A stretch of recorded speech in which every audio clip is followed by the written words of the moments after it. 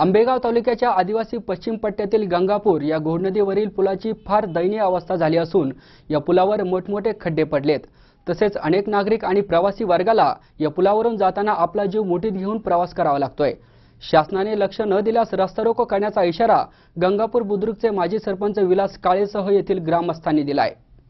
आंबेगाव तालुक्यातील आदिवासी पश्चिम पट्ट्यातील गंगापूर या घोडनदीवरील पुलाची फार दयनीय अवस्था झाली असून या पुलावर मोठमोठे खड्डे पडलेत।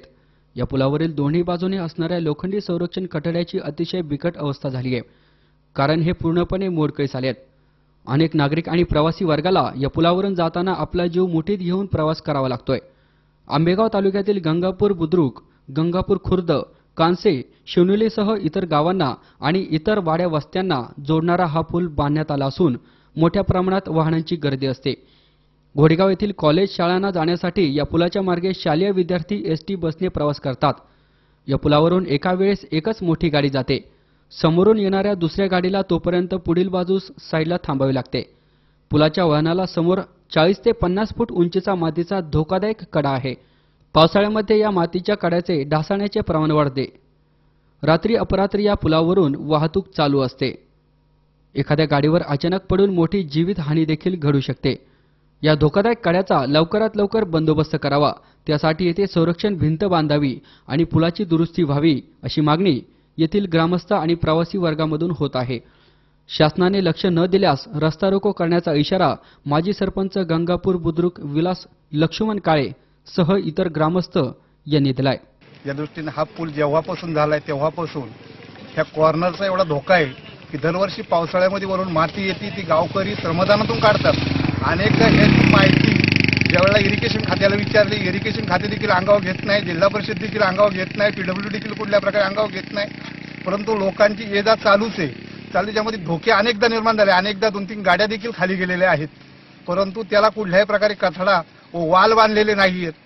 ते आम्हाला त्वरित बांधून मिळावा, अन्यथा रस्ता रोको करण्यात येईल।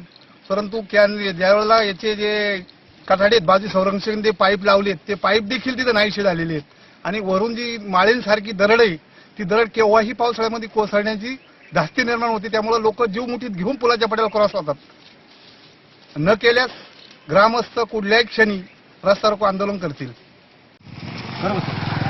मी प्रल्हाद लोहोट या गावचा, गंगापूर गावचा रहिवासी आहे।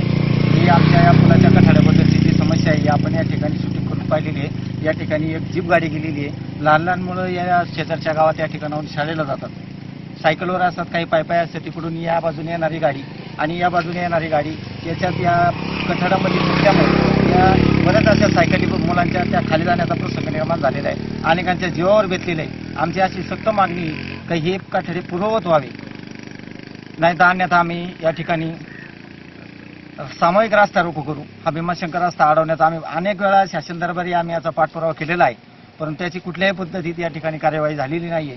आमची पुन्हा एकदा या आपल्यामार्फत या ठिकाणी विनंती करण्यात येत आहे की हे कठड्याची पुनर्बांधणी पुन्हा एकदा व्हावी। हे नाव तानाजी पारुजी डोंगरे। आमची लहान लहान मुलं हायस्कूलला शाळेला तिकडे सिनवलीला जातात। तिथे कठड्याला पाईप लोकांनी चोरून नेले। दोघांची जीप इथे खाली गेली, एक मोटरसायकल इथे खाली गेली। हा कठडा पावसाळ्यात इथं लोकांच्या म्हाताऱ्या माणसांच्या अंगावर पडतो। त्याचे काम ताबडतोब व्हायला पाहिजे, नाही तर आम्ही रस्ता रोको आंदोलन करू। C24 तासाठी मोहसिन काठेवाडी, घोडेगाव।